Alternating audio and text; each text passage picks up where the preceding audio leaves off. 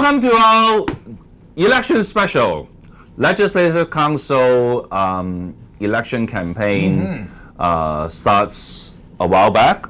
Yeah. But I think starting from August, once they got their candidates number, They're in now. then I think the full force Yes. will be felt by the community. And with right. that, I would like to welcome my co-host, Mr. Andrew Work, Editor-in-Chief and founder of Harbour Times. Hey, Welcome. Thanks for having me, Vincent. Good to be back. The summer holiday. Okay, Solution on Wheels founder and Chief Executive Officer Vincent Wong with Andrew today. We are going to do 5 episodes on each of the geographical constituency, and depending on the latest trend in the functional constituency, including the super seats where only district councillors can contest, we'll do further specials. But one geographical constituency at a time, and we will do 5 episodes on that. That's and right. A little bit explain on the change of background at the back. It's wartime, so we have all this future war thing, and the hammer. And mythological war. And the hammer. There you go. And the hammer. All right. So, all right. Without further ado, Andrew, which constituency to start with? All right, we're kicking off 5 segments, one for each of the geographical constituencies. We're going to keep it short for you people so that you can go in if you want to see all of them. I highly recommend it, or you can just check out for your geographical constituency. Let's kick off today with Hong Kong Island, which is my home constituency. I've already seen the candidates up and down the escalator where I live. They're out, they're campaigning, their people are out, getting the message out. How come they wave like this? That's the old queen. The queen established that many decades ago, and everybody loves it. So Yeah. So I've seen personally, I haven't seen Regina Ip out, but her people have been quite active. Ran into Ricky Wong the other night, had a quick chit chat with him, threw some pictures of him up on the Facebook. So yeah, the candidates are getting out, and I expect to see more of them, especially in the mornings. So what do we got?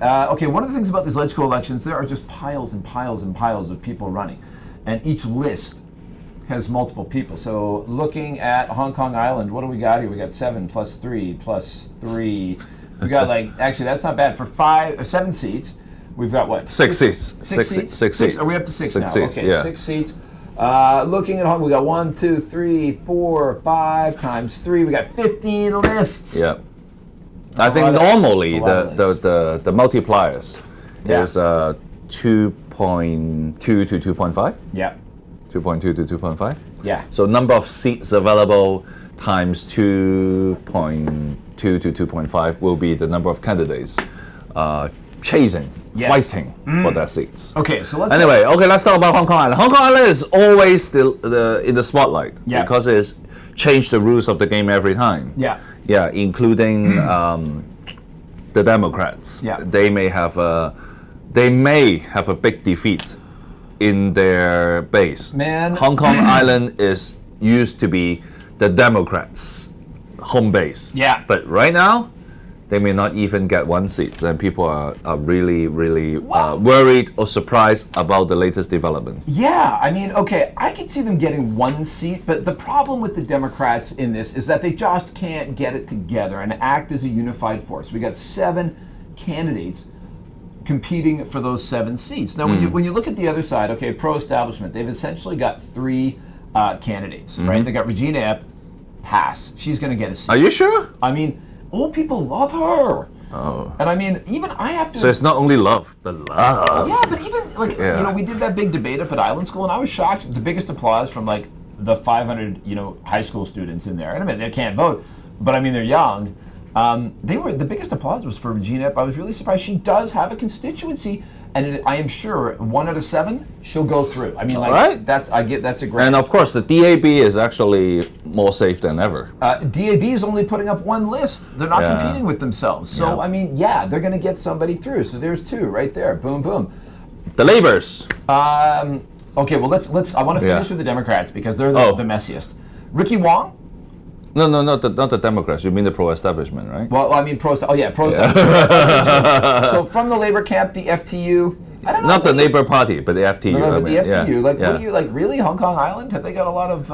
I know there's public housing on Hong Kong Island where the FTU might. No, but they used to have Wang Guoheng.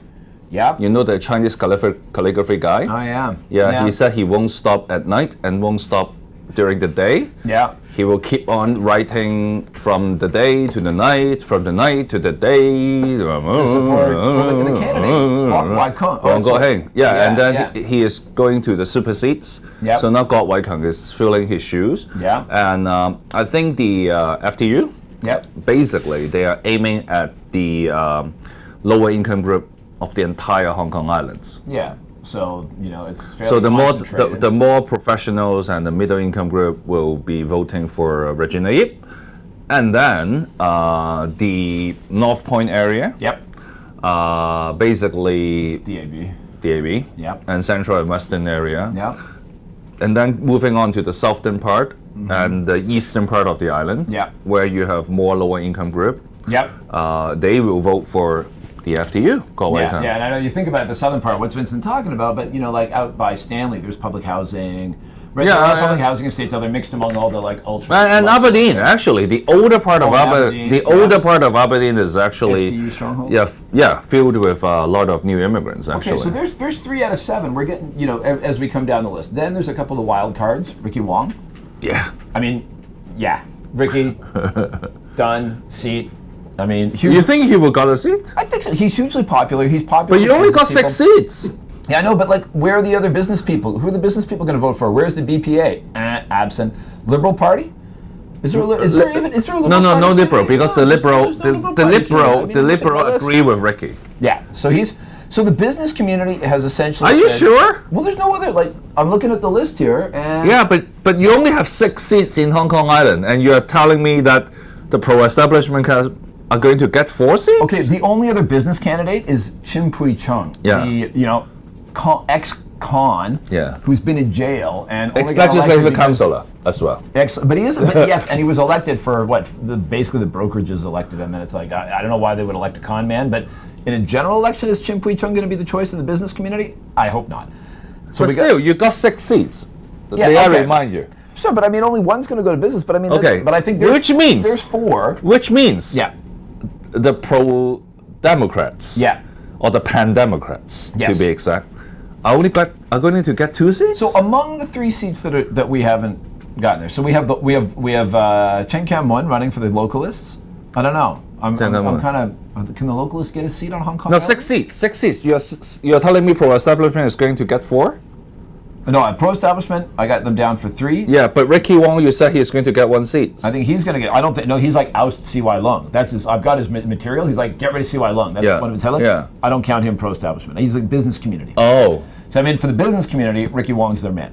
So you are saying that the pro-establishment camp will got half the 3. seats, 3, and then Ricky Ricky Wong, Wong for you are kicking him business. out from the pro-establishment Definitely camp. not pro-establishment. No, he's got Definitely. His campaign is oust CY Lung. All right. I've got his material, and I mean, like, he's got 2 headlines, and one of them is get rid of CY Lung. So he's definitely not. But he is saying that he is pro-establishment, though. Well, you can say what you want. Pro-business. But he's. All right. Yeah. Okay. I'm calling him pro-business. Okay. And then.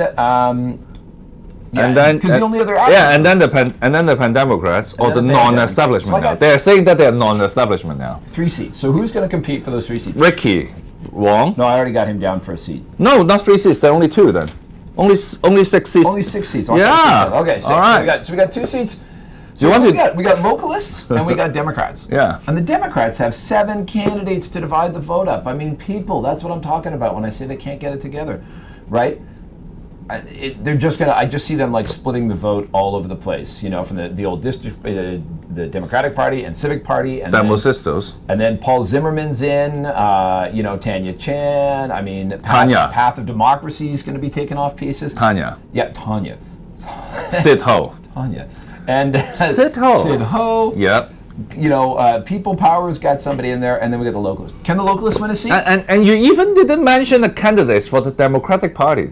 Yeah, Hui Chi Feng. Yes. I don't really know that well. To be So they're putting up new people, and they've split the vote 7 ways, and then they've got localists nipping at their heels, and then they've got, like, I don't know, Stanley Shum. Okay, my question that is, guy. given the situation, Yeah. you think the popularity will trump everything? It's always a popularity contest. I mean, that's If politics. it is the case, then Ricky Wong will get a seat. Yeah. Sid Ho will get a seat. Sid, among the Democrats, And also, Tanya Chan will get a seat. Sid Ho. And basically that's it. Going back to my original prediction then Hu Zifeng being the only candidates for the Democrats, the Democratic Party. So Democratic Party is going to lose their home base, you think?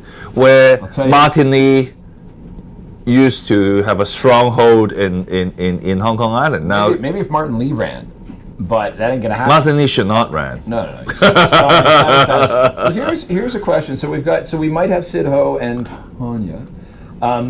But then I wonder between Lau Kwan Chong running for Demosisto and we've got a Civic Passion candidate. Do they compete with each other, or is Demosisto taking from? They are quite different. Yeah, because they're quite different. We're not localists. We're not independent. Yeah, they're quite different. So then I've got. I don't think Demosisto stand a chance at all. I mean, because of the recent attack by a lot of the internet community. Yeah.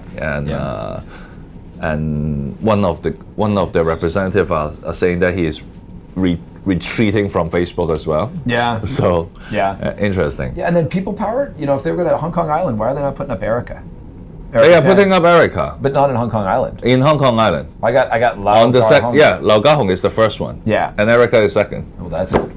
Why would they do that? I mean, who is Lau Kar-hong? Christopher Lau compared to Erica, Erica Beauty Queen. You know what I mean? I mean, they should have her at the top of the list. I don't know. And even then, I don't think it would help. So anyways, I think it's going to be a bloodbath for the traditional Democratic parties in this riding and others.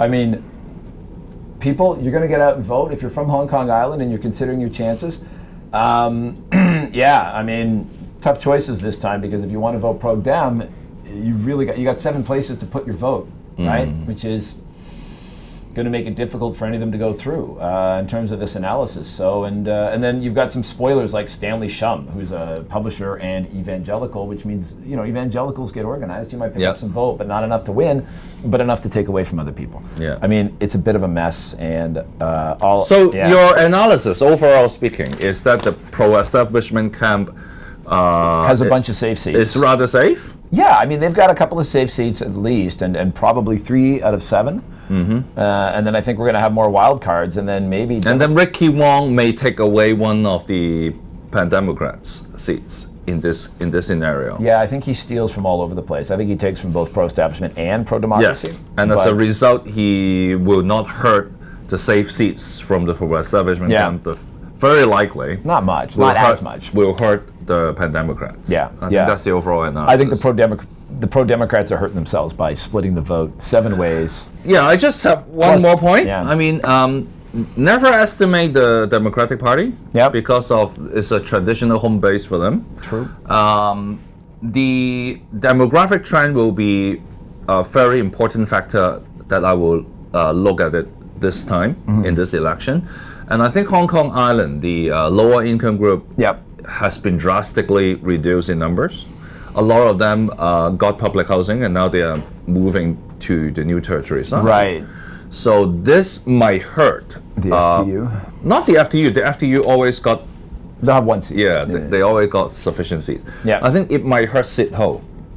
It might hurt the Labour Party, because people affiliate with the Labour Party normally are within the middle to lower income group. So Sid Ho seats may not be that safe. Yeah. And given that the Democrats don't want to lose their home base, and they are more traditional, and they are more appealing to the lower to income group, I think there might be a civil war between the Labour Party and the Democrats. Well, on the other hand, I think Tanya Chan, because she has left the Legislative Council for 4 years already, it becomes a huge disadvantage for them. So which means the 3 largest Pan-Dem political parties does not have an upper hand in the Hong Kong Island. I think that's important too. Their 2 big stars are waning a little bit, as you said. Tanya Chan's been out of the limelight a little bit, and Sid Ho, I think, is still strong, but as you said, her demographics might be against her. So I think that's the overall analysis of the Hong Kong Island, and I think I have to thank for the tremendous good work by Mr. Andrew Work. Hey, we're looking forward to some great solutions out of our next LegCo, and you've always got them here on the show. All right, see you next time in the next geographical constituency.